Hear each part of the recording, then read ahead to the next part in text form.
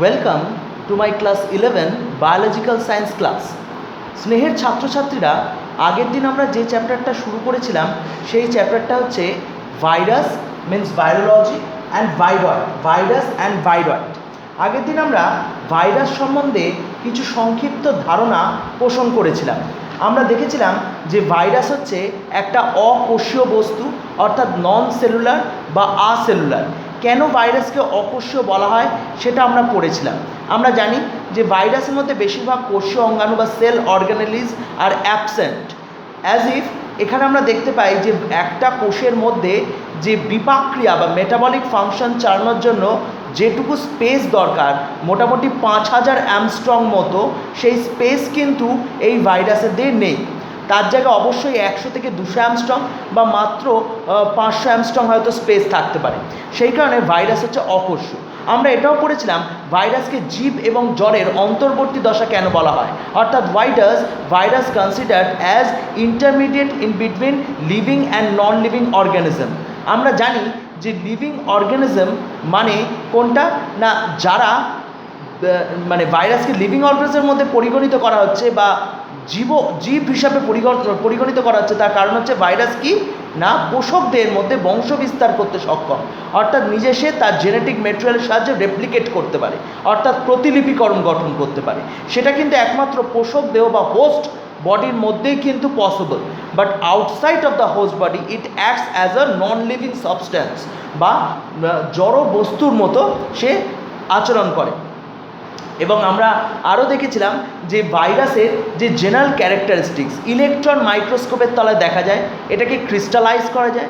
এর মধ্যে শুধুমাত্র জেনেটিক মেটেরিয়ালটাই থাকে, ডিএনএ অথবা আরএনএ, নয় DNA, either DNA or RNA, deoxyribonucleic acid or ribonucleic acid. এদের ক্ষেত্রে ক্যাপসিড বা ক্যাপসোমিয়ার এই প্রোটিন আবরণীগুলো থাকে, এনভেলাপ থাকে। আমরা এই জিনিসগুলো কি আজকে একটু ডিটেলসে দেখে নেব। দেখো, আগের দিন আমরা ভাইরাসের যে ব্রিফ স্টাডিটা করেছিলাম সেখান থেকে আমরা একটা জিনিস উপলব্ধি করেছিলাম যে ভাইরাসকে অকোষীয় বলা হয় বা আসেলুলার বলা হয়, এবং এটা হচ্ছে intermediate in between living and non living particle. এরপরে আমরা ভাইরাসের আকারের ভিত্তিতে ভাগ করতে পারি। দেখো, আমাদের এই পরিবেশের মধ্যে বিভিন্ন ধরনের ভাইরাস ছড়িয়ে আছে। এখন এই করোনা ভাইরাসের আবহেও আমরা বুঝতে পারছি করোনা ভাইরাসের স্ট্রাকচারটা কীরকম। তো যে কোনো ভাইরাসের ক্ষেত্রে মোটামুটি যে জেনারেল আউটলাইন আইডিয়া সেটা কিন্তু মোরাললেস রিমেন সেম। এবং আমরা এখান থেকে আরও একটা জিনিস পরিস্ফুটিত হব যে ভাইরাসের বিভিন্ন শেপ বা সাইজ, এর ক্ষেত্রেও ভ্যারিয়েশনস আছে।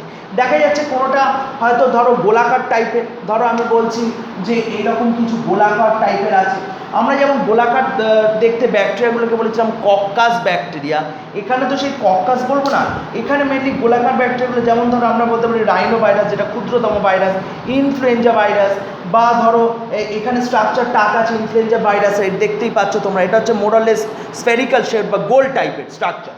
আবার আমরা দেখতে পাবো যে এনকেফালাইটিস বা পোলিওমাইলিটিস যে ভাইরাস, এই পোলিওমাইলিটিস বা টিউমার রোগ সৃষ্টিকারী বা এনকেফালাইটিস, এই ভাইরাসগুলো সাধারণত গোলাকার বা স্ফেরিক্যাল শেপ হয়। এদের কিন্তু মোটামুটি 10 থেকে 250 মানে 10 to 250 ন্যানোমিটার এদের ব্যাস বা যে ডায়ামিটার সেটা সাধারণত হয়ে থাকে। এবার আমরা যদি দেখি যে দণ্ডাকারটা হচ্ছে সেই অদ্ভুত টাইপের সিগারেটের মতো দেখতে বা সিলিন্ড্রিক্যাল শেপ, এরকমও দণ্ডাকার ভাইরাস হয়। যেমন আমরা বলতে পারি টিএমভি, দেখো এখানে টিএমভি স্ট্রাকচার দেখানো আছে, টোবাকো মোজাইক ভাইরাসের স্ট্রাকচার দেখানো আছে, সিঙ্গেল স্ট্র্যান্ডেড আরএনএ বা একতন্ত্রী আরএনএ যুক্ত এই ভাইরাসের স্ট্রাকচার। আবার আমরা বলতে পারি কি ঘনকাকার মানে কিউবয়েডাল, যেমন আছে ভ্যাকসিনিয়া, হচ্ছে ভ্যারিওলা, সবচেয়ে বড় ভাইরাস, যেটা গুটি বসন্তের ক্ষেত্রে আমরা বলি বা স্মল পক্সের ক্ষেত্রে বলি, ভ্যারিওলা বা ভ্যাকসিনিয়া, হারপিস ভাইরাস, এগুলো সব হচ্ছে ঘনকাকার বা কিউবয়েডাল শেপ, মানে ধরো এইরকম টাইপের একটা অদ্ভুত শেপ হয়, এরকম টাইপের একটা শেপের স্ট্রাকচার। আবার ধরো আমরা বলতে পারি শুক্রাণু বা স্পর্মের মতো বা ব্যাঙাচির মতো, লাইক ট্যাডপোল। এই যে ব্যাঙাচির মতো যে স্ট্রাকচার, এটা আমরা ডিটেল স্টাডিও করব। এটা হচ্ছে ব্যাকটেরিওফাজ। আমি আগের দিনে এই প্রসঙ্গে কথাটা উল্লেখ করেছিলাম যে ব্যাকটেরিওফাজ মানে কি, মানে যে সকল উপকারী ভাইরাস ক্ষতিকর ব্যাকটেরিয়াকে মেরে ফেলে, তার মানে সেগুলো হচ্ছে ব্যাকটেরিয়া। আমরা যেমন পড়েছিলাম কলিফাজ অর্থাৎ ইকোলাইকে ধ্বংস করে, সায়ানোফাজ অর্থাৎ সায়ানো ব্যাকটেরিয়া বা নীলাভ সবুজ শৈবালগুলোকে ধ্বংস করে দেয়, ইট ডেস্ট্রয়েস দ্য সায়ানো ব্যাকটেরিয়া। তার মানে যে ফাজগুলো এই ধরনের করে সেটা হচ্ছে সায়ানোব্যাকটেরিয়া। আবার আমরা জানি ফাইকোফাজ আছে অর্থাৎ প্লান্ট বডিকে ধ্বংস করে। আমরা জানি জুফাজ আছে যারা প্রাণীদের রোগ সৃষ্টি করতে পারে, অবশ্যই তারা ভিরুলেন্ট রোগ সংক্রমণের জন্য দায়ী। আমরা এছাড়াও আমরা আরও কিছু ভাইরাস জানি যেগুলো অবশ্যই কী করে না রোগ সংক্রমণ ঘটায় এবং সর্বোপরি বিভিন্ন মানে কি বলবো অর্গানিজমকে আক্রান্ত করে। যেমন আমরা বলতে পারি জাইমোফাজ। আমরা জানি জাইমোফাজ মানে কি ইস্ট থেকে যে জাইমেজ এনজাইম বেরোয়, তার মানে ইস্টকে আক্রমণকারী যে সকল ব্যাকটেরিওফাজ সেটা হচ্ছে জাইমোফাজ। তাহলে এইরকম বহু ফাজ ভাইরাস আছে। এরপর আমরা যেটা চলে আসছি যে ফাইটোফ্যাজিনি, এই যে দেখো ওপরে লেখা আছে ফাইটোফ্যাজিনি। ফাইটো কথাটার মানে হচ্ছে প্লান্ট, এই যে এখান থেকে আমরা বলতেই পারি এটা হচ্ছে প্লান্ট। তাহলে যে সকল ভাইরাস সরাসরি প্লান্ট গ্রুপকে আক্রমণ করছে, virus which attacks plant body. তারপর আমরা বলতে পারি জুফ্যাজিনি। তাহলে সেক্ষেত্রে কি ফাইটোফ্যাজিনি জুফ্যাজিনি কারা, যারা অ্যানিমালকে আক্রান্ত করে বা অ্যাটাক করে। ফাইটোফ্যাজিনির মধ্যে আমরা বলতেই পারি বিএমভি বা বিন মোজাইক ভাইরাস, আমরা বলতে পারি টিএমভি বা টোবাকো মোজাইক ভাইরাস, আমরা বলতে পারি হচ্ছে পিএমভি বা পি মোজাইক ভাইরাস। প্রাণী ভাইরাসের ক্ষেত্রে আমরা জানি ইনফ্লুয়েঞ্জা আছে, পোলিও আছে, পোলিওমাইলিটিস ভাইরাস, মিজল ভাইরাস আছে, মাম্পস আছে, তাছাড়া হচ্ছে বসন্ত ভাইরাস আছে। এগুলো হচ্ছে সমস্ত অ্যানিমাল ভাইরাসের মধ্যে পড়ে। আর ফাজ ভাইরাস তো বললামই এতক্ষণ। এরপরে হচ্ছে এদের যে জেনেটিক মেটেরিয়াল, দেখো জেনেটিক মেটেরিয়াল হিসেবে ভাগ করতে গেলে আমরা প্রথমে যেটা বলবো আইদার ডিএনএ অর আরএনএ। তবে আমরা সাধারণত যে ব্রিফ কনসেপ্ট মাধ্যমিক লেভেল থেকে নিয়ে এসেছি, যেমন ধরো ডিএনএ সাধারণত ডাবল স্ট্র্যান্ডেড আর আরএনএ সাধারণত সিঙ্গেল স্ট্র্যান্ডেড। কিন্তু এক্ষেত্রে দেখা গেছে সিঙ্গেল স্ট্র্যান্ডেড আরএনএ যুক্ত ভাইরাস আছে, এই সিঙ্গেল স্ট্র্যান্ডেড ডিএনএ যুক্ত ভাইরাস আছে, আবার ডাবল স্ট্র্যান্ডেড আরএনএ যুক্ত ভাইরাসও আছে। তার মানে আমরা দেখতে পাবো যে ভাইরাস হচ্ছে দ্বিতন্ত্রী ডিএনএ যুক্ত বা ডাবল স্ট্র্যান্ডেড ডিএনএ যুক্ত ভাইরাস আছে, আবার সিঙ্গেল স্ট্র্যান্ডেড ডিএনএ যুক্ত ভাইরাস আছে, আবার ডাবল স্ট্র্যান্ডেড আরএনএ যুক্ত ভাইরাস আছে, আবার সিঙ্গেল স্ট্র্যান্ডেড আরএনএ যুক্ত ভাইরাস আছে। তাহলে different genetic materials are present in various virus. Okay, then comes into the point that is on the basis of shape and size. যাই হোক, shape and সাইজে যাওয়ার আগে আরও একটা কথা বলে রাখি, একটু উদাহরণ দিয়ে রাখি। যেমন ধরো আরএনএ, শুধু যারা আরএনএ যুক্ত ভাইরাস তাদের কী বলে রেট্রোভাইরাস।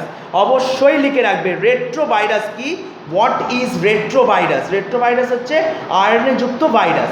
এই ভাইরাসের জেনেটিক পদার্থ প্রধানত কি আরএনএ। এরা পোষক কোষে কী করে রেপ্লিকেশনের সময় আরএনএ থেকে ডিএনএ তৈরি করে, আবার ওই ডিএনএ থেকে আরএনএ তৈরি হয়। যেমন আমরা বলতে পারি ওই ধরো ইনফ্লুয়েঞ্জা ভাইরাসের ক্ষেত্রে দেখতে পাবো, আমরা দেখতে পাবো এইচআইভি ভাইরাসের ক্ষেত্রে, অর্থাৎ যেখানে রিভার্স ট্রান্সক্রিপ্টেজ বলে একটা এনজাইম আছে, সেই রিভার্স ট্রান্সক্রিপ্টেজ এনজাইমের দ্বারা কী করে না আরএনএ থেকে ডিএনএ উৎপন্ন হয়। আবার ডিএনএ থেকে আরএনএ উৎপন্ন হতে গেলে ট্রান্সক্রিপ্টেজ এনজাইম বা উৎসেচকের সাহায্যে এটা হয়। রিভার্স মানে উল্টো দিকে যাচ্ছে। আমরা সাধারণত জানি ডিএনএ থেকে আরএনএ তৈরি হয় এবং ডিএনএ থেকে আরএনএ তৈরি হওয়ার পদ্ধতিকে বলে ট্রান্সক্রিপশন। যখন আরএনএ থেকে রিভার্স ডিরেকশনে ডিএনএ তৈরি হয় তখন তাকে বলা হয় রিভার্স ট্রান্সক্রিপশন। এবং এই রিভার্স ট্রান্সক্রিপশন প্রক্রিয়ায় সাহায্যকারী যে উৎসেচক সেটা হচ্ছে রিভার্স ট্রান্সক্রিপ্টেজ। আবার একইভাবে ট্রান্সক্রিপ্টেজ এনজাইম যখন বলবো তখন ডিএনএ থেকে আরএনএ উৎপন্ন করবে। ঠিক তেমনিভাবে আমরা বলতে পারি এই যে বসন্ত ভাইরাস বলো, পোলিও ভাইরাস বলো, এগুলো সব কি না ডিএনএ যুক্ত ভাইরাস। আবার আরএনএ যুক্ত ভাইরাস কি রস সার্কোমা ভাইরাস বা এইচআইভি ভাইরাসের ক্ষেত্রে বলতে পারি। এরপরে আমরা চলে আসি হচ্ছে আকৃতি অনুযায়ী। আকৃতি অনুযায়ী একটু আগে বলছিলাম গোলাকার ভাইরাস হতে পারে রাইনো ভাইরাস, ইনফ্লুয়েঞ্জা, পোলিও। দণ্ডাকার হতে পারে বা রড শেপ হতে পারে টোবাকো মোজাইক ভাইরাস, আলুর ব্লাইট ভাইরাস বা potato blight virus, alpha mosaic virus, এগুলো হতেই পারে। ঘনকাকার হতে পারে বসন্ত ভাইরাস হতে পারে, ভ্যাকসিনিয়া, ব্যারিওলা, এইগুলো বসন্ত রোগের ভাইরাস, এগুলো হতে পারে। হার্পিস ভাইরাস হতে পারে। শুক্রাণু বা ব্যাঙাচির মতো আকৃতি, এই যেখানে দেখানো আছে দেখো ব্যাকটেরিওফাজের স্ট্রাকচার, ব্যাকটেরিওফাজের মধ্যে দেখতে হতে পারে। এরপর আমরা চলে আসছি যে ক্যাপসিডের প্রকৃতি অনুযায়ী। ক্যাপসিড মানে what is capsid? The outer protein coated structure which surround or encapsulate the genetic material of the virus। যে কোনোটার ক্ষেত্রে দেখবে যেমন এখানে স্পষ্টভাবে আঁকা আছে, দেখো মালার মতো যে স্ট্রাকচারটা আছে এটাই হচ্ছে ক্যাপসিড, যেটা কাকে আবৃত করে রেখেছে না ভেতরে negatively stranded RNA, negatively stranded আরএনএগুলোকে আবৃত করে রেখেছে। এরপরে যে জায়গাটা আমরা আসছি এই তাহলে ক্যাপসিডের ভিত্তিতে ভাগ করা যায়। যেমন হেলিক্যাল ভাইরাস আছে। হেলিক্যাল মানে কি হেলিক্যাল স্ট্রাকচার, যে সকল ভাইরাসের স্ট্রাকচারটা হেলিক্যাল, এবং ক্যাপসিড বিশেষত ক্যাপসিডের স্ট্রাকচারটা হলে হেলিক্যাল। হ্যাঁ, এবং ক্যাপসিডের যে একক তাকে কি বলা হয়, ক্যাপসোমিয়ার, অর্থাৎ অনেকগুলো পুঁতির দানার মতো ছোট ছোট ছোট ছোট যে স্ট্রাকচার আছে সেগুলো ক্যাপসোমিয়ার। বরং উল্টোভাবে বলতে পারি আমরা, অনেকগুলি ক্যাপসোমিয়ার দিয়ে ক্যাপসিড প্রোটিন আবরণটি তৈরি হয়। এছাড়াও আছে হচ্ছে ধরো নগ্ন ভাইরাস বা নেকেড ভাইরাস। নেকেড ভাইরাস কোনগুলো না, যেগুলো যে সকল শ্রেণীর ভাইরাসে প্রোটিন দ্বারা গঠিত ক্যাপসিড আবরণের ওপরে অন্য কোনো আবরণ থাকে না, উইদাউট অফ এনভেলাপ। দেখো এখানে এনভেলাপ আছে, এখানে দেখো লেখা আছে এনভেলাপ। এনভেলাপ হচ্ছে বাইরের দিকে নীল রঙের স্ট্রাকচারটা ইনফ্লুয়েঞ্জা ভাইরাসের ক্ষেত্রে। তার মানে যে সকল ভাইরাসের ক্ষেত্রে এইটুকুই অংশ, অর্থাৎ শুধু জেনেটিক ম্যাটেরিয়ালটাকে এনক্যাপসুলেট করেছে এবং বাইরে হচ্ছে ক্যাপসিডের আবরণ উইথ ক্যাপসোমিয়ার, সেটুকুই থাকছে, সেটাই হচ্ছে নেকেড ভাইরাস বা নগ্ন ভাইরাস। যেমন হচ্ছে টিএমভি, এর বাইরে কোনো আবরণ নেই। এই যে ইনফ্লুয়েঞ্জা ভাইরাসের ক্ষেত্রে যেমন বাইরে একটা স্ট্রাকচার আছে, নীল রঙের বেরিপলা বা একটা সারাউন্ডিং একটা শীত আছে, এরকম কিন্তু কোনো স্ট্রাকচার নেই। এই ধরনের ভাইরাসগুলোকে বলা হয় নগ্ন ভাইরাস। আর আবরণীযুক্ত ভাইরাস কোনগুলো না, যেগুলো enveloped virus. What is enveloped virus? এই যে দেখো এনভেলাপড মানে এখানে মেনলি প্রোটিন, লিপিড এইগুলো দিয়ে তৈরি হচ্ছে। সাধারণত ভাইরাসের নিজস্ব দেহে কী থাকে, প্রোটিন থাকে। আর পোষক দেহ বা হোস্ট বডির থেকে কী পায় না, কার্বোহাইড্রেট বা শর্করা এবং তার সাথে সাথে লিপিড। তাহলে প্রোটিন, লিপিড এবং শর্করা, এই তিনটে উপাদান, কার্বোহাইড্রেট, প্রোটিন, লিপিড, এই তিনটে উপাদান দিয়ে যখন বাইরের কাভারিং শীট তৈরি হচ্ছে আউটসাইড অফ দ্য ক্যাপসিড, তখন কিন্তু আমরা এটাকে বলছি আবরণীযুক্ত ভাইরাস বা এনভেলাপড ভাইরাস। এবার কেন এটাকে এনভেলাপ, এই এনভেলাপড ভাইরাসকে আরেকটা কথা বলা হয় পেলপোমিয়ার। তোমরা লিখে রাখবে পেলপোমিয়ার কি বা হোয়াট ইজ পেলপোমিয়ার। পেলপোমিয়ার মানেই হচ্ছে অবশ্যই সেখানে কি থাকবে না, লিপিডের আস্তরণ থাকবে। মানে সেক্ষেত্রে আমরা বলতে পারি যে প্রধানত লাইপোপ্রোটিনযুক্ত বা গ্লাইকোপ্রোটিনযুক্ত, সেটাই হচ্ছে পেলপোমিয়ার। সেখানে প্রোটিনের আবরণ থাকবেই। এবং তার সাথে সাথে আরও একটা কোয়েশ্চেন লিখে রাখবে, লাইপোভাইরাস। আবরণীতে বা কভারিং শিটে যদি লিপিড মেটেরিয়াল থাকে তবে তাকে কি বলা হয়, লাইপোভাইরাস। তাহলে হোয়াট ইজ লাইপোভাইরাস আর হোয়াট ইজ পেলপোমিয়ার? পেলপোমিয়ার তাহলে কি বললাম আমি না, প্রোটিন উপাদান ভাইরাস থেকে এবং কার্বোহাইড্রেট ও লিপিড উপাদান প্রধানত কোথা থেকে না, প্রধানত পোষকের কোষ পদার্থ থেকে সংগৃহীত হয়। আর এই আবরণী স্তরের একককেই পেলপোমিয়ার বলে। আর পেলপোমিয়ার মানে তো আমরা বুঝে গেলাম যে মেনলি আমরা দেখতে পেলাম যে রাসায়নিক উপাদানগুলোর মধ্যে প্রোটিন, কার্বোহাইড্রেট এবং ফ্যাট থাকে। এবং এটাও দেখা যায় যে প্রধানত সেটা গ্লাইকোপ্রোটিন এবং লাইপোপ্রোটিন, অর্থাৎ আমরা জানি lipid plus protein equal to lipoprotein. আর গ্লাইকোপ্রোটিনটা কি না, glycogen plus protein equal to glycoprotein. তাহলে এই দুটি আবরণ পদার্থ দিয়ে তৈরি হয়। এই আবরণী স্তরের ক্ষেত্রে এককে তাহলে পেলপোমিয়ার বলছে। এবং যখনই সেই আবরণী স্তরে লিপিড থাকছে, when lipidic substances are exist then it is called লাইপোভাইরাস। তাহলে এইচআইভি হলো, ইনফ্লুয়েঞ্জা হলো, এইগুলো সবই কিন্তু লাইপোভাইরাসের মধ্যেই পড়ছে। ইনফ্লুয়েঞ্জা ভাইরাস অবশ্যই। এরপরে পলিহেড্রাল বা আইসোহেড্রাল স্ট্রাকচার পাওয়া যায়, আইকোসাহেড্রাল বা আইসোহেড্রাল স্ট্রাকচার পাওয়া যায়। এক্ষেত্রে আমরা দেখবো এটা হচ্ছে বহুতলাকার হয়, মাল্টিমেরিক প্রোটিন দিয়ে তৈরি, ক্যাপসোমিয়ার থাকে, পেন্টামার বা হেক্সামার থাকে, এই জিনিসগুলো থাকে। এরপরে যেটা বলার বিষয়বস্তু সেটা হচ্ছে জটিল ভাইরাস আছে, যাদের ক্ষেত্রে ওই বংশগতি বস্তু ডিএনএ বা আরএনএর উপর ভিত্তি করে ভাইরাসকে, যেহেতু তাদের ওখানে দুটো ভাগে ভাগ করা হচ্ছে, একটাকে বলছে ডিঅক্সি ভাইরাস আর একটাকে বলছে রাইবো ভাইরাস। যাদের ক্ষেত্রে ডিএনএ যুক্ত ভাইরাস তাদের বলছি ডিঅক্সি ভাইরাস, যাদের ক্ষেত্রে আরএনএ যুক্ত তাদের বলছি রাইবো ভাইরাস। আবার আমরা দেখতে পাবো যে ভাইরাসগুলোর গঠন প্রকৃতি বেশ কিছু জায়গায় জটিল। যেমন এই ব্যাকটেরিওফাজের গঠনের ক্ষেত্রে দেখতে পাবো T4 ফাজের ক্ষেত্রে বা T2 ফাজের ক্ষেত্রে, সেইগুলো হচ্ছে জটিল ভাইরাস। আমরা আগেই পড়েছি ফাইটোফ্যাজিনি, যেটা উদ্ভিদদের সংক্রমণ ঘটে, যেমন টিএমভি বা বিএমভি এইগুলো বা পিএমভি। আবার জুফ্যাজিনি, যেগুলো মানুষ বা অন্যান্য প্রাণীদের সংক্রমণ ঘটে, যেমন পোলিওমাইলিটিস ভাইরাস, ইনফ্লুয়েঞ্জা ভাইরাস এগুলো। ফ্যাজিনিটা কোনটা নয়, যে ব্যাকটেরিওফাজ, সায়ানোফাজ, মাইক্রোফাজ, অর্থাৎ যে সকল ব্যাকটেরিওফাজ সরাসরি ছত্রাকের দেহকে আক্রমণ করে, জাইমোফাজ ইস্টের দেহকে আক্রমণ করে, এইগুলো। এইবার আমরা চলে আসছি ভাইরাসের স্ট্রাকচার, একটা টিপিক্যাল ভাইরাসের স্ট্রাকচার। তোমাদের বইতে একটা টিপিক্যাল ভাইরাসের স্ট্রাকচার দেওয়া আছে, দেখবে এই যে স্ট্রাকচারটা এখানে দেখানো আছে, খুব সহজেই বুঝতে পারছো। এর বাইরে ফিঙ্গার লাইক প্রজেকশন আছে, এগুলোকে আমরা অভিক্ষেপ বলে অভিহিত করতে পারি। এইগুলো হচ্ছে অ্যাঙ্কারিং পাওয়ারে সাহায্য করে, এগুলো হচ্ছে মেনলি অভিক্ষেপ। তারপরে কি, তারপর আমরা দেখতে পাচ্ছি এরকম একটা পর্দা আছে, যেটা ভাইরাসের ক্ষেত্রে অবশ্যই দেখা যায়। এবং তার ভেতর দিকে আছে কি না, একেবারে ভেতর দিকে ক্যাপসিড প্রোটিন আবরণী, হেক্সাগোনাল শেপ ক্যাপসিড। এই যেখানে লেখা আছে ক্যাপসিড, আর ক্যাপসিড কী দিয়ে তৈরি না ক্যাপসোমিয়ার দিয়ে তৈরি। এর মধ্যে কি আছে নিউক্লিক অ্যাসিড আছে, নিউক্লিক অ্যাসিড মানে জেনেটিক মেটেরিয়াল। তাহলে এইভাবে একটা সাধারণ আদর্শ ভাইরাসের গঠন দেখা যায়। এখানে ইনফ্লুয়েঞ্জা ভাইরাসের গঠনটা ডিটেল স্টাডি করে দেখানো হয়েছে। দেখো আমরা ভাইরাস নিয়ে পড়ছি মানে মেনলি এটা ভাইরোলজির মধ্যে পড়ে যাচ্ছে। এরপরে যে জিনিসটা আমরা দেখব এখন সেটা কি, সেটা হচ্ছে এই যে ইনফ্লুয়েঞ্জা যে ভাইরাস, এই ইনফ্লুয়েঞ্জা ভাইরাসের স্ট্রাকচারে কি কি গঠন বৈশিষ্ট্য লক্ষ্য করা যায়। দেখো ইনফ্লুয়েঞ্জা ভাইরাসের একেবারে বাইরের দিকে লাল রঙের দুটো কোটিং লেয়ার আছে। এই যে লাল রঙের দুটো কোটিং লেয়ার, এই কোটিং লেয়ারটাকে কী বলছে, বলা হচ্ছে বাইলিপিড লেয়ার। ইনফ্লুয়েঞ্জা ভাইরাসের ক্ষেত্রে এই ধরনের যে লেয়ার তাকে বলে বাইলিপিড লেয়ার।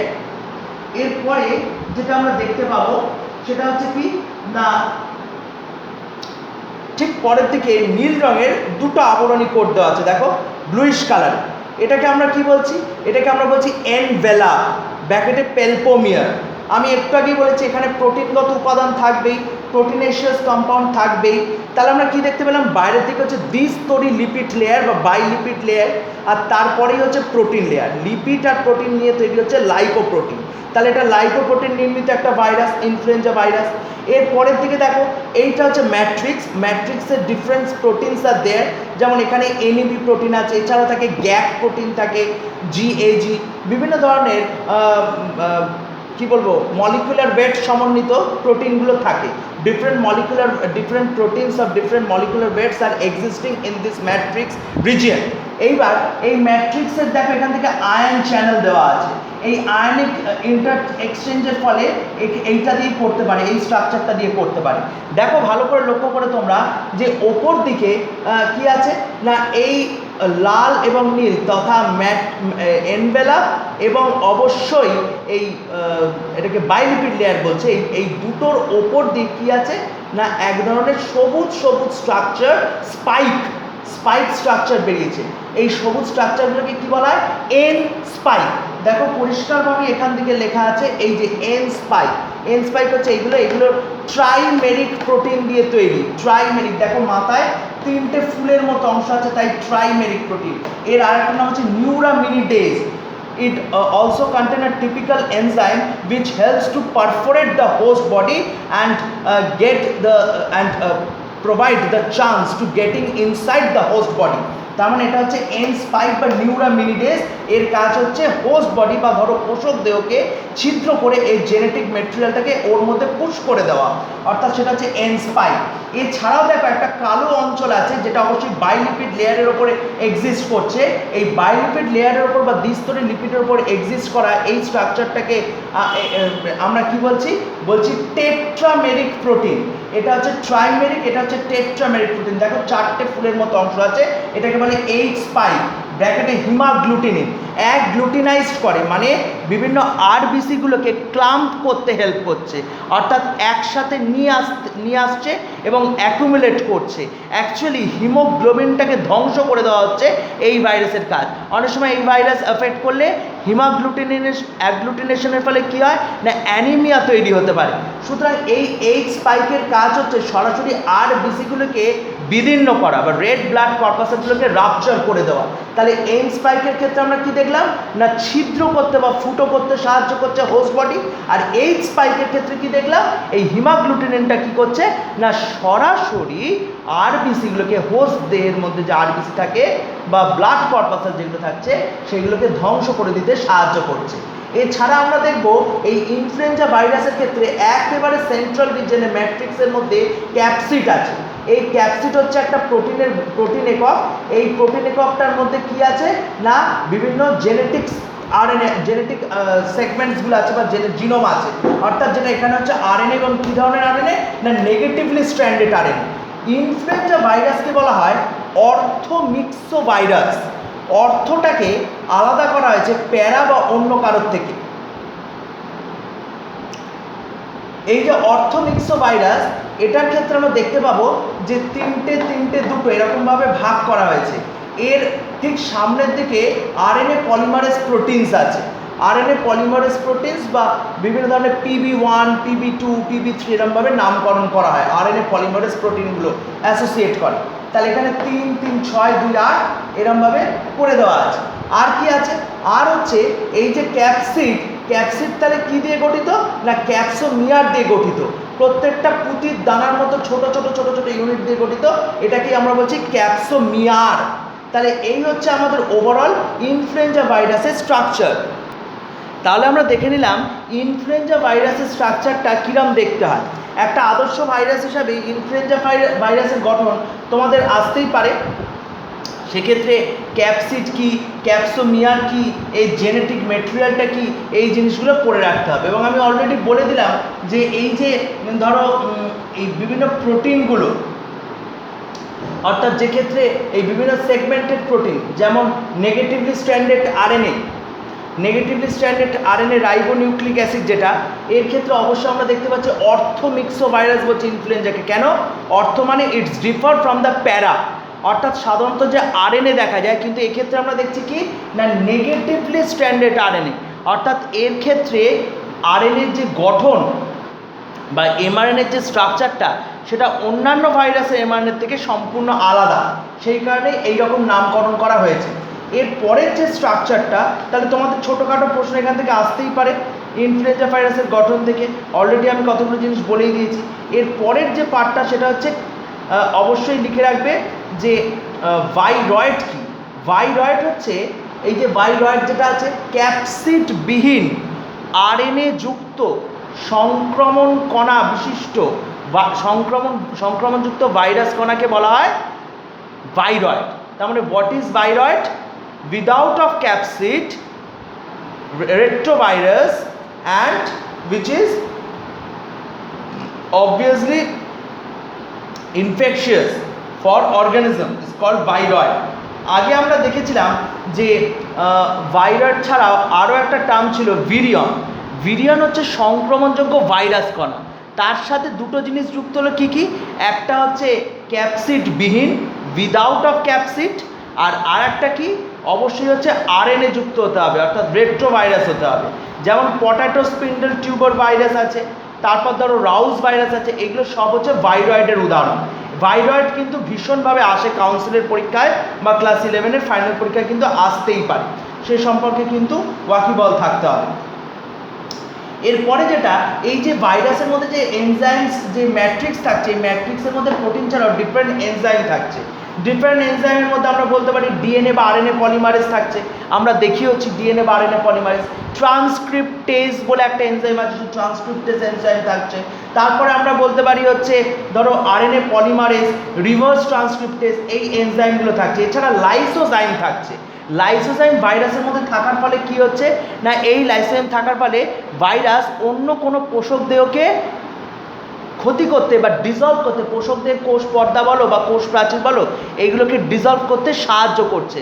অর্থাৎ এই লাইসোজাইম কিন্তু আমাদের চোখের জলেও থাকে, আমরা পড়েছি মাধ্যমিকে অশ্রুগ্রন্থিতে।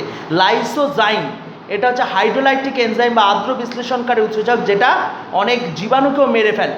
সুতরাং ভাইরাসের দিয়ে এই অস্ত্রটা থাকবার ফলে তারা কি করে, ব্যাকটেরিয়াকে মারার কাজে এইটাকে ব্যবহার করে বা অন্য কোনো অর্গানিজমকে মারার কাজে বা ফ্যাগোসাইটোসিস করতে গিয়ে এই ধরনের জিনিস করতে পারে।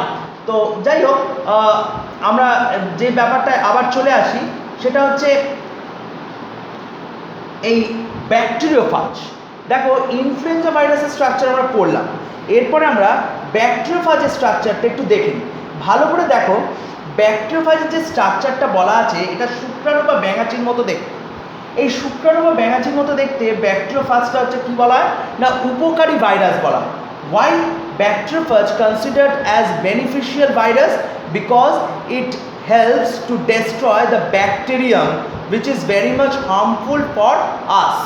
তার মানে যে সকল ব্যাকটেরিয়াগুলো ভীষণভাবে ক্ষতিকারক আমাদের পক্ষে, সেইগুলোকে ধ্বংস করে দিতে সাহায্য করে এই ব্যাকটেরিওফাজ। ব্যাকটেরিওফাজকে জন্য উপকারী ভাইরাস বলা হয় বা বেনিফিশিয়াল ভাইরাস বলা হয়। এই যে ব্যাকটেরিওফাজের যে ওভারঅল স্ট্রাকচার আছে, সেই ব্যাকটেরিওফাজের স্ট্রাকচারটা আমরা একটু আগেই বললাম যে শুক্রাণু বা ব্যাঙাচির মতো দেখতে। এই যে শুক্রাণু বা ব্যাঙাচির মতো দেখতে ভাইরাসের স্ট্রাকচারটা, এই ভাইরাসের স্ট্রাকচারে কি কি স্পেশাল পার্ট আছে দেখো। ওপর দিকটা হচ্ছে হেড রিজিয়ন, দেখতেই পাচ্ছ মাথাটা কি না ষড়ভুজাকার, হেক্সাগোনাল শেপ। বাইরের দিকে এই হেক্সাগোনাল শেপের যে বাউন্ডারি ওয়াল সেটা কি দিয়ে তৈরি না ক্যাপসিড দিয়ে তৈরি। এবং আমরা জানি যে ক্যাপসিড আবার কি দিয়ে তৈরি হয় না ক্যাপসোমিয়ার দিয়ে তৈরি হয়। গোল গোল যেগুলো আছে সেগুলো হচ্ছে capsomere. Capsid and capsomere basically encapsulate the genetic material that already exist in this head region. So now comes into the next part. আচ্ছা, তার আগে বলে কি যে হেড রিজিয়নের তো একটা টিপিক্যাল স্ট্রাকচার আছে। হেড রিজিয়নের যে লেন্থ সেটা হচ্ছে 95 ন্যানোমিটার এবং যে উইডথ বা এর যে চওড়া সেটা হচ্ছে মোটামুটি 65 ন্যানোমিটার মতো। সুতরাং আমরা দেখব যে ব্যাকটেরিয়ার যে মস্তক সেটা মস্তকটি লম্বায় হচ্ছে প্রায় 95 মিলিমিটার মতো এবং চওড়ায় হচ্ছে অবশ্যই 65 মিলিমিটার মতো, সরি ন্যানোমিটার। তাহলে একটা হচ্ছে 95 ন্যানোমিটার এবং আরেকটা হচ্ছে 65 ন্যানোমিটার। এবং মস্তক অংশ আমরা দেখতে পাবো বিভিন্ন মানে শেপ আছে, সেটা 20টা ত্রিকোণ অংশ দিয়ে তৈরি হতে পারে, একটা নির্দিষ্ট হেক্সাগোনাল শেপ হতে পারে এবং মস্তকের ভিতরে একটা ফাঁপা অংশ যেখানে দেখতে পাচ্ছি দ্বিতন্ত্রী ডিএনএ বা এটা হচ্ছে এসএস মানে ডাবল স্ট্র্যান্ডেড ডিএনএ আমরা দেখতে পাচ্ছি এবং সেটাই ফাঁপা অংশের মধ্যে যার ব্যাস হচ্ছে মোটামুটি 50 নিউএম বা 50 মাইক্রোমিটার মতো যার ব্যাস। এরপর আমরা কি দেখতে পাচ্ছি? এরপর আমরা দেখতে পাচ্ছি যে এই যে দ্বিতন্ত্রী ডিএনএটা তো এর মধ্যে আছে জেনেটিক মেটেরিয়াল হিসেবে, এর বাইরে যে ক্যাপসিড আবরণটা আছে সেই ক্যাপসিড আবরণটা ক্যাপসোমিয়ার নিয়ে গঠিত। সাধারণত ব্যাকটেরিওফাজ বা T4 ব্যাকটেরিওফাজের ক্ষেত্রে যেটা দেখা যায় প্রায় 2000টা ক্যাপসোমিয়ার নিয়ে এই ক্যাপসিড আবরণটা তৈরি হয়। প্রায় 2000টা ক্যাপসোমিয়ার নিয়ে এই ক্যাপসিড আবরণটা তৈরি হয়। এরপরে যে জায়গাটা আমরা চলে আসছি সেটা হচ্ছে গ্রীবাদেশ বা নেক বা কলার রিজিয়ন। এই কলার রিজিয়নের ক্ষেত্রে আমরা কি দেখব? এটা অত্যন্ত একটা সূক্ষ্ম অংশ, মস্তকের নিচে অবস্থিত, underneath the head region it is situated. নলাকার একটা অংশ, সিলিন্ড্রিক্যাল একটা অংশ এবং এই পুচ্ছ তলার দিকে পুচ্ছ বা টেল রিজিয়নের সাথে যুক্ত থাকছে। তাহলে আমরা বলতে পারি এই পার্টটা পুরোটাই হচ্ছে টেল, এই পার্টটা হচ্ছে কলার আর উপর দিকে হচ্ছে হেড। সুতরাং আমরা একটা কথা এখান থেকে ডিটেইলস করতে পারি, এই যে গ্রীবা অঞ্চল, গ্রীবার বেষ্টনীর চারদিকে এরকম কিছু রোয়া স্ট্রাকচার থাকে, এটাকে বলে হুইস্কার।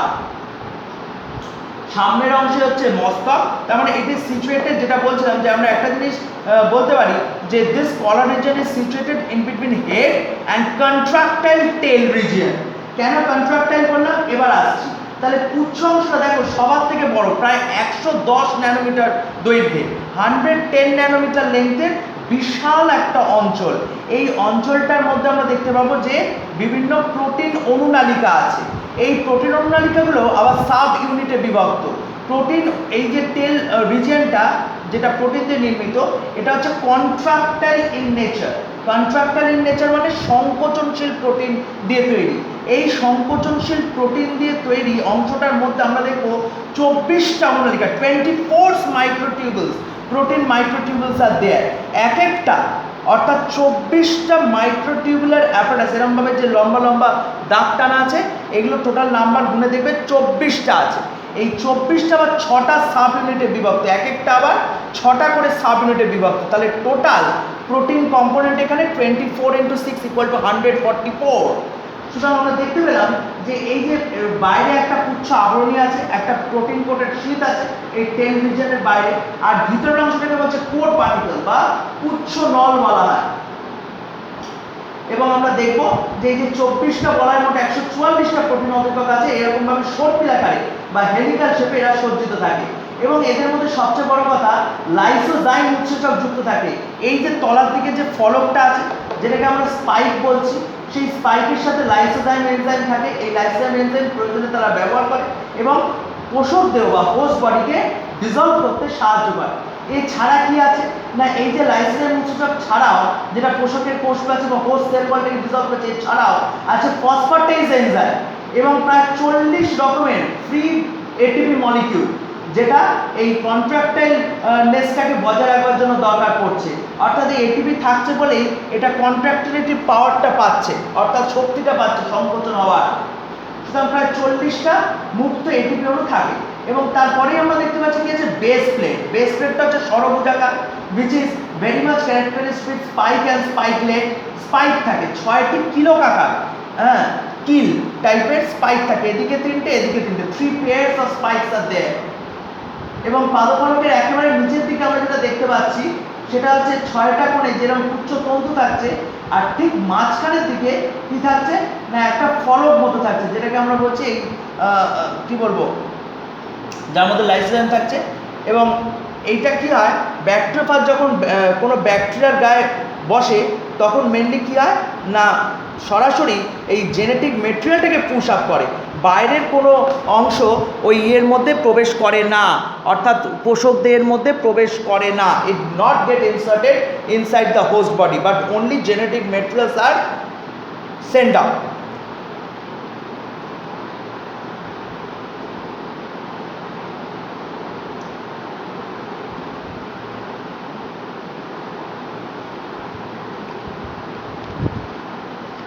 Excuse me. এরপরে যে জায়গাটা আমরা আবার চলে আসছি সেটা কি, সেটা হচ্ছে এই ব্যাকটেরিওফাজের তো আমরা স্ট্রাকচার করলাম। এবার এই ব্যাকটেরিওফাজের জনন প্রক্রিয়া সম্বন্ধে একটু দেখে নিই। দেখো প্রাণী ভাইরাস আছে, উদ্ভিদ ভাইরাস আছে, ফাজ ভাইরাস আছে। ব্যাকটেরিওফাজের নিউক্লিক অ্যাসিডের মধ্যে আমরা বললাম যে ডাবল স্ট্র্যান্ডেড ডিএনএ, যেটা এই যে পাদফলক আছে বা বেস প্লেট আছে, বেস প্লেটের যে ফলাটা আছে স্পাইকলেটটা আছে, এইটা দিয়ে পোষক দেহ, ধরো এইটা হচ্ছে ইকোলাইয়ের একটা দেহ, এই ইকোলাইয়ের বডিটাকে কি করে না পুরো বিদীর্ণ করে দেয়, অর্থাৎ ফাটিয়ে দিচ্ছে। কিভাবে ফাটাচ্ছে না প্রথমত এই যে দেখো আমি এঁকে দিয়েছি, এখানে এই ডাবল হেলিক্যাল বলছি ডাবল স্ট্র্যান্ডের যে ডিএনএটা আছে সেটা বসে আছে। কন্ট্রাক্টাইলনেসের জন্য কি করে না পুরো এটা কন্ট্রাক্ট করে যায় এবং এর আউটসাইড যে বডি ওয়ালটা অর্থাৎ যে ব্যাকটেরিওফাজটা পোষকদের বাইরে অবস্থান করে। অর্থাৎ আমরা বলতে পারি ব্যাকটেরিওফাজ যেটা বসে আছে সেই ব্যাকটেরিওফাজটা কার ওপর বসছে না ধরো সাপোজ এটা ইকোলাই আমরা জানি একটা ব্যাকটেরিয়া যেটাকে বলা হয় এস্চেরিচিয়া কোলাই। এই এস্চেরিচিয়া কোলাইয়ের ওপরে প্রোটিন কোটেড লেয়ারের ওপরে বসে থাকছে কে না এই ব্যাকটেরিওফাজ। এবং এই ব্যাকটেরিওফাজটার ক্ষেত্রে আমরা দেখতে পাচ্ছি কি শুধু এই যে ডাবল স্ট্র্যান্ডেড ডিএনএ, ধরা যাক আমি আলাদা করে দেখিয়ে দিচ্ছি এখানে যাতে বুঝতে সুবিধা হয়। এইটা যদি ডাবল স্ট্র্যান্ডেড ডিএনএ হয় তাহলে এর মধ্যে সেই ডাবল স্ট্র্যান্ডেড ডিএনএটা জাস্ট চলে আসছে, অন্য পার্টগুলো আসছে না, শুধুমাত্র এই ডিএনএটাই আসছে। তারপরে কম্পিউটারে যেমন অ্যাসেম্বলিং হয় অর্থাৎ সিপিইউ মাদারবোর্ড মনিটর বিভিন্ন পার্টসগুলোকে যেমন অ্যাসেম্বলিং করা হয়, ঠিক তেমনিভাবে রিঅ্যাসেম্বলিং হচ্ছে ইনসাইড দ্য হোস্ট বডি। দেখো এইটা এক ধরনের জনন চক্র। এই জনন চক্রটাকে কী বলা হয় লাইটিক সাইকেল। কেন বলা হয় সব বুঝতে পারবে। লাইটিক সাইকেল কাদের ক্ষেত্রে T4 ফাজ ভাইরাসদের ক্ষেত্রে হয়। ফাজ ভাইরাসের মধ্যে ভ্যারিয়েশন আছে, T4 ফাজ ভাইরাসের ক্ষেত্রে আমরা এই লাইটিক সাইকেল দেখতে পাই। এবং এই সাইকেলের মধ্যে কি দেখছি না এই যে জেনেটিক মেটেরিয়ালটা সেটা যা সেন্ড করে দিচ্ছে কার মধ্যে না হোস্ট বডির মধ্যে। হোস্ট বডির মধ্যে ওই নিজস্ব যে উৎসেচক আছে তাকে কাজে লাগিয়ে আবার ব্যাকটেরিওফাজ তার হোল বডি অর্গানিজমটাকে তৈরি করে নিচ্ছে। অর্থাৎ হেড স্পাইক নেক এখানে আবার রিঅ্যাসেম্বলিং হচ্ছে বারবার। দেখো বিভিন্ন সেই কাটা ছেঁড়া করবার পরে যে যেন আরশোলার পায়ের মতো আরশোলার সুরের মতো ঠিক যেরকম থাকে ঠিক সেরকমভাবে এরও এই স্পাইক বলো বা কন্ট্রাক্টাইল টেল রিজিয়ন বলো বা নেক বলো বা হেড বলো, এগুলো সব আবার এখানে কি হচ্ছে রিঅ্যাসেম্বলিং হচ্ছে।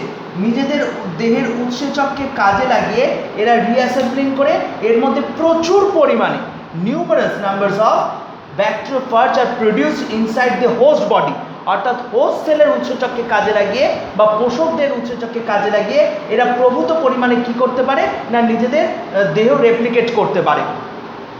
তারপরে কি করে ওই যে লাইসোজাইম এনজাইম দিয়ে কি করে এই যে ব্যাকটেরিয়াল সেল ওয়াল, এই ব্যাকটেরিয়াল সেল ওয়ালটাকে ফাটিয়ে দেয়। অর্থাৎ যদি ফেটে যায় তাহলে ব্যাকটেরিয়াটা আলটিমেট কী হবে মরে যাবে, এবং ব্যাকটেরিয়াটা মরে গেলে কী হবে ব্যাকটেরিয়াটা ধ্বংস হয়ে গেল। আর এই ফাটা জায়গা দিয়ে ruptured through the ruptured area those originating bacteriophage are liberate out, সেখান থেকে comes out from the outside of the bacterial body. সুতরাং আমরা দেখতে পেলাম যে ব্যাকটেরিয়ার মধ্যে যে ব্যাকটেরিওফাজগুলো তৈরি হলো সেই ব্যাকটেরিওফাজগুলো আবার ব্যাকটেরিয়ার কোষ প্রাচীরকে ডিসলভ করে বা ফাটিয়ে দিয়ে বেরিয়ে আসছে, তাই এটা ধ্বংস হচ্ছে। অর্থাৎ লাইটিক সাইকেল। এক্ষেত্রে আমরা সহজেই দেখব যে লাইটিক চক্রের মাধ্যমে সমগ্র ভাইরাস, টোটাল ভাইরাসটাই ফর্মেশন হতে পারে। এক্ষেত্রে কিন্তু পোষক ব্যাকটেরিয়া বা হোস্ট ব্যাকটেরিয়ার সেল কিন্তু রাপচার করতেই হবে, তার ফলে ব্যাকটেরিয়াটা সহজেই মারা যাবে। এই জন্যই এটাকে বলা হয় লাইটিক সাইকেল। এবং এক্ষেত্রে আমরা দেখব যে পোষক ব্যাকটেরিয়ার যে ডিএনএটা, অর্থাৎ যে হোস্ট ব্যাকটেরিয়ার যে ডিএনএ সেটা নষ্ট করে দেয়, যাতে ওর এনজাইম বা ওই ব্যাকটেরিয়ার কোনো এনজাইম তাকে না উপকার করতে পারে, অর্থাৎ সরাসরি কমব্যাট করে হোস্ট বডির এনজাইমের সাথে। এবং আমরা আরও একটা সাইকেল দেখব, এটা হচ্ছে লাইটিক সাইকেল, আর একটা হচ্ছে লাইসোজেনিক সাইকেল। ভালো করে বুঝতে হবে, এটাও ঠিক একইভাবে ব্যাকটেরিওফাজ ব্যাকটেরিয়ার উপর প্রবিষ্ট হয়েছে এবং বসেছে। শুধু এই লাল যে জেনেটিক মেটেরিয়াল, সেই লাল জেনেটিক মেটেরিয়াল, বা আমি এটাকে যদি এখন অন্য কালার দিয়ে দেখে দিই, কালো দিয়ে দেখে দিচ্ছি বা ধরো নীল দিয়ে দেখে দিচ্ছি, তাহলে বুঝতে সুবিধা হবে। ধরো এই নীল আছে, এখানে আমি নীলটা দিয়ে দিলাম, তাহলে নীল যে স্ট্রাকচারটা আছে আমি দেখবো। আর এই দিকটা কি আছে, এদিকটা হচ্ছে তোমার ব্যাকটেরিয়াল ডিএনএ। আমরা জানি ব্যাকটেরিয়ার নিজস্ব একটা ডিএনএ থাকে, যেটাকে চক্রাকার ডিএনএ বলা হয় বা প্লাজমিড বলা হয়। আর একটা থাকে হচ্ছে নিউক্লিয়ার, ব্যাকটেরিয়াল নিউক্লিয়ার থাকে। এবার দেখা যাচ্ছে যে ব্যাকটেরিওফাজ তার যে জেনেটিক মেটেরিয়াল সেটাকে পুশ করেছে কোথায়, না ব্যাকটেরিয়ার মধ্যে। ব্যাকটেরিয়ার মধ্যে যখনই পুশ করলো তখন কি হচ্ছে, না সরাসরি হোস্ট বডির এনজাইমকে কাজে লাগিয়ে সে কি করছে, না নতুন রিফর্মেশন করছে। তাহলে আমরা বলতে পারি যে যখনই ব্যাকটেরিয়াল জিনোম, অর্থাৎ ব্যাকটেরিয়ার মধ্যে যে এই যে স্ট্রাকচারটা থাকছে, যে ব্যাকটেরিয়ার মধ্যে যে ব্যাকটেরিয়াল ডিএনএ স্ট্রাকচারটা থাকে, এই যে কালোটা ধরো, কালো যে স্ট্রাকচারটা, এটা তো ব্যাকটেরিয়ার নিজস্ব ডিএনএ। আর ব্যাকটেরিওফাজের ডিএনএটা কোথায়, এর মধ্যে ঢুকে গেছে, ঠিক আগের মতো লাইটিক সাইকেলের মতো। এখানে ছিদ্র হয় পাদফলক দিয়ে, অর্থাৎ সেখানে বেস প্লেট দিয়ে একটা মাইনিউট পোর ফর্মেশন হয়, তার মাধ্যমে কি করে, না ইনসার্ট করে দেয়। কি ইনসার্ট করে, না ওই ডিএনএটাকে। এবার তাহলে এখানে কি দেখা গেল, একই দেহের মধ্যে হোস্ট সেলের মধ্যে ব্যাকটেরিয়াল ডিএনএও আছে, আবার ব্যাকটেরিওফাজের জেনেটিক মেটেরিয়ালও আছে। পরবর্তীকালে রেস্ট্রিকশন এন্ডোনিউক্লিয়াস বা অন্যান্য বেশ কিছু মানে ডিএনএকে কর্তন করা যায় বা কাট করা যায়, এরকম কিছু এনজাইম দিয়ে কি করবে, না সরাসরি এটাকে ডিসলভ করে দেবে। তাহলে আমরা কি বলতে পারি, তাহলে দেখো এইভাবে এই জায়গাটা ডিসলভ হয়ে গেল, এবং ডিসলভ হওয়ার সাথে সাথে আমরা দেখতে পাবো যে এই যে ব্যাকটেরিওফাজের যে ডিএনএ, সেই ব্যাকটেরিওফাজের ডিএনএটা আবার এখানে রিফর্ম হয়ে যাবে, অর্থাৎ এর সাথে কাপলিং করবে। তাহলে দেখো এখানে কি ঘটনাটা হলো, এখানে ব্যাকটেরিয়াল ডিএনএ প্লাস ব্যাকটেরিওফাজের ডিএনএ, অর্থাৎ ব্যাকটেরিওফাজ ডিএনএ এবং ব্যাকটেরিয়াল ডিএনএ দুটো একসাথে কাইমেরিক ডিএনএ। কাইমেরিক মানে হচ্ছে রিকম্বিনেন্ট ডিএনএ। ব্যাকটেরিওফাজের ডিএনএ আর ব্যাকটেরিয়াল ডিএনএ দুটো একসাথে মিশে গেছে। এই মিশে যাওয়ার ফলে একটা নতুন রিকম্বিনেন্ট স্ট্রাকচার তৈরি করছে, যে রিকম্বিনেন্ট স্ট্রাকচারটার নাম হচ্ছে প্রোফাজ। পরীক্ষায় আসে প্রোফাজ কি, তাহলে প্রোফাজ হচ্ছে পোষক দেহের মধ্যে ব্যাকটেরিয়ার ডিএনএ এবং ব্যাকটেরিওফাজের ডিএনএ পরস্পর মিলিত হয়ে যে গঠন তৈরি করে, দুটি মিশ্রিত জেনেটিক মেটেরিয়াল তৈরি করে, তাকেই বলছে প্রোফাজ। তাহলে আমরা এইটা দেখতে পেলাম যে প্রোফাজ কীভাবে গঠিত হয়, লাইসোজেনিক সাইকেলের মাধ্যমে। সুতরাং আরও দুটো জিনিস লিখে রাখতে হবে, একটা হচ্ছে আর্লি প্রোটিন আর একটা হচ্ছে ডিলেট প্রোটিন বা লেট প্রোটিন। আর্লি প্রোটিনটা হচ্ছে একবারে প্রাথমিকভাবে ভাইরাস ব্যাকটেরিওফাজের ডিএনএ যখন পোষক দেহের মধ্যে ঢুকে, after inserting inside the bacterial body when it's utilize the bacterial enzymes, তখন ওই এনজাইম মানে আমরা জানি উৎসেচক মানেই হচ্ছে বায়োক্যাটালাইটিক প্রোটিন বা জৈব অনুঘটকধর্মী protein. Itself is a protein, উৎসেচক নিজেই একটা প্রোটিন। সুতরাং তাকে কাজে লাগিয়ে যখন কাজটা সম্পন্ন করছে ভেতর দিকে রিঅ্যাসেম্বলিংয়ের, তখন সেটাকে বলছি আর্লি প্রোটিন।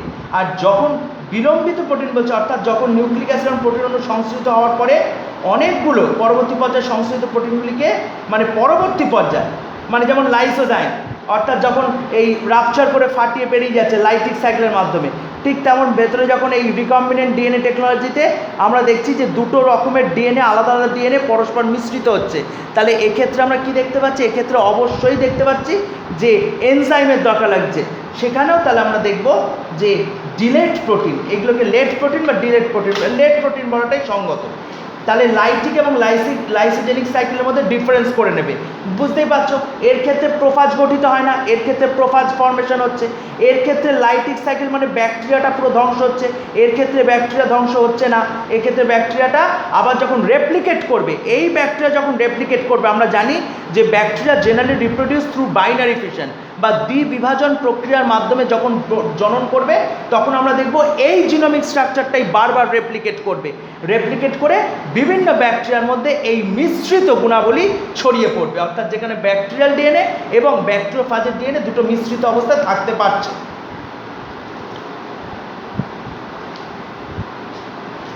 এরপরে আমরা যে পার্টটায় চলে আসছি সেটা হচ্ছে ভাইরয়েড। আগেই বলে দিচ্ছি, ভাইরয়েড থেকে তেমন কিছু বলবার নেই। ভাইরয়েড থেকে যে জিনিসগুলো বলা সেটা হচ্ছে ওই অতি ক্ষুদ্র চক্রাকার একতন্ত্রে আয়নে যুক্ত এবং কি ক্যাপসিডবিহীন, উইদাউট অফ ক্যাপসিড, রোগ সৃষ্টিকারী অর্থাৎ ইনফেকশিয়াস, সেক্ষেত্রে সংক্রমণযোগ্য আমরা বলতে পারি। তাহলে আমরা কি বলতে পারি, ভাইরয়েডের যদি সংজ্ঞাটা দিতে হয় তাহলে আমরা ঠিক এইরকমভাবেই দেব। আমি একটা জায়গা পুছে দেখিয়ে দিচ্ছি যে কি কি সংজ্ঞা ভাইরয়েডের মধ্যে থাকলে ফুল মার্কস পাওয়া যায়। কি কি সংজ্ঞা থাকতে হবে, শব্দ হিসাবে কতগুলো কথা থাকতেই হবে।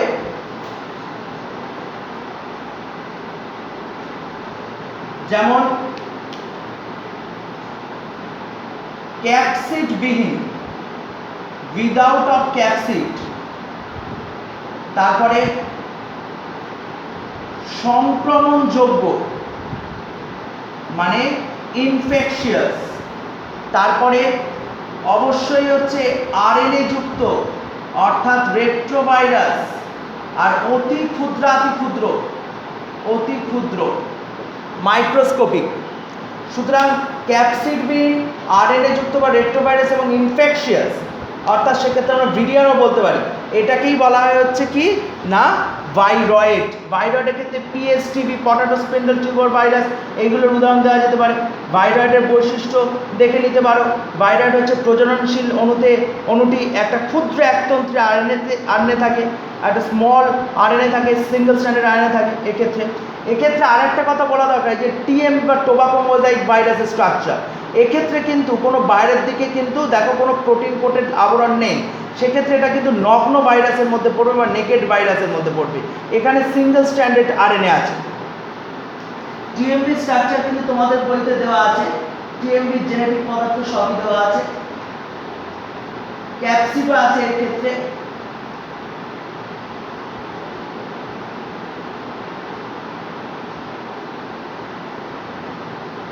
টিএমভি ভাইরাস সম্বন্ধে জাস্ট একটু ব্রিফ কনসেপ্ট নিয়ে রাখলেই হবে। এবং এইগুলো হচ্ছে ক্যাপসিড আবরণ, আর ক্যাপসিড আবরণের মধ্যে আমরা বলতে পারি কি, এক একটা হচ্ছে ক্যাপসোমিয়ার, ইউনিট অফ ক্যাপসিড। তাহলে আমরা দেখে নিলাম। আর এছাড়া আমাদের যেটা ভাইরয়েড থেকে পড়তে হবে, কিছু ভাইরয়েড গঠিত রোগের নাম জেনে রাখতে হবে, ভাইরয়েডের স্ট্রাকচারটা জেনে রাখতে হবে, ভাইরাস এবং ভাইরয়েডের পার্থক্য জেনে রাখতে হবে। যেমন দেখো, ভাইরাসের ক্ষেত্রে প্রোটিন আবরণী উপস্থিত, ভাইরয়েডের ক্ষেত্রে কিন্তু কোনো প্রোটিন আবরণী থাকে না। আবার ভাইরাসের ক্ষেত্রে হচ্ছে জিনগত পদার্থ, জেনেটিক পদার্থ, ডিএনএ অথবা আরএনএ।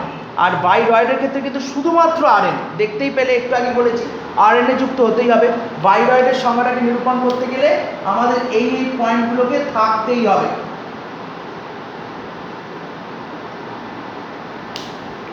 আবার দেখো, এই যে বিভিন্ন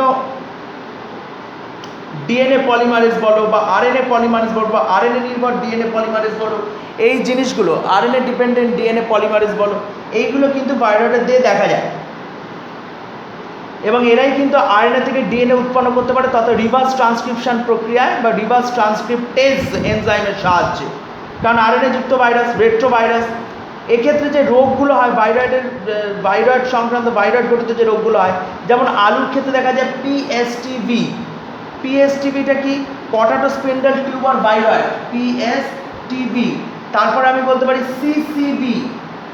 সিসিবিটা কি না, নারকেলের ক্ষেত্রে দেখা যায় ক্যাডাং ভাইরয়েড, নারকেলের ক্যাডাং ভাইরয়েড হচ্ছে সিসিবি।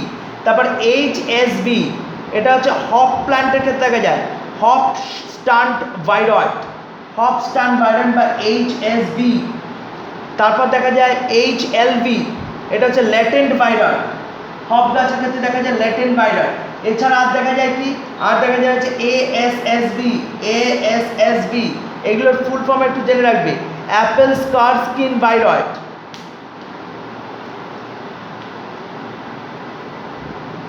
ভাইরাস কিন্তু হোস্ট সেলের ক্ষেত্রে যে কোনো অঞ্চলে এদের উপস্থিত দেখা যায়, কিন্তু ভাইরয়েডের ক্ষেত্রে কিন্তু কোষের নিউক্লিয়াসে অবস্থান করে প্রধানত। সুতরাং ভাইরাস এবং ভাইরয়েডের মধ্যে থেকে ভাইরাসের বিভিন্ন রোগগুলো পড়তে হবে। মনে রাখবে সবচেয়ে ক্ষুদ্রতম ভাইরাসের নাম হচ্ছে রাইনো ভাইরাস এবং সবচেয়ে বৃহত্তম ভাইরাসের নাম হচ্ছে ভ্যারিওলা। এটা অবশ্যই পড়ে রাখবে। Largest virus and smallest virus.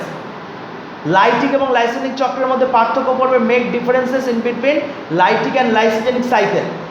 যেমন লাইসোজেনিক সাইকেল হচ্ছে ল্যামডা ফাজের ক্ষেত্রে দেখা যায়, লাইটিক সাইকেল হচ্ছে T4 ফাজের ক্ষেত্রে দেখা যায়। লাইটিক সাইকেল আর লাইসোজেনিক সাইকেলের মধ্যে এটার ক্ষেত্রে প্রোফাজ গঠিত হয় না, এটার ক্ষেত্রে প্রোফাজ গঠিত হয়। আমি আগেই বলে দিয়েছি এগুলো।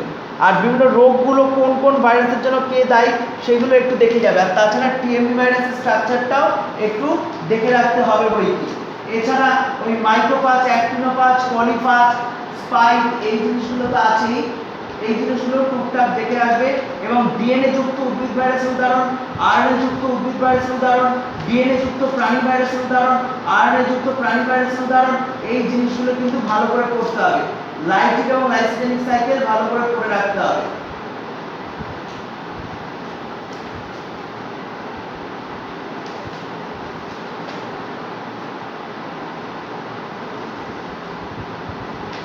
ভাইরাসকে কাজে লাগিয়ে কিন্তু বিভিন্ন ভ্যাকসিনও প্রডিউস করা, সেটাও জেনে রাখতে হবে। সুতরাং ভাইরাস আর ভাইরাসের মধ্যে থেকে এইগুলো পড়লেই যথেষ্ট।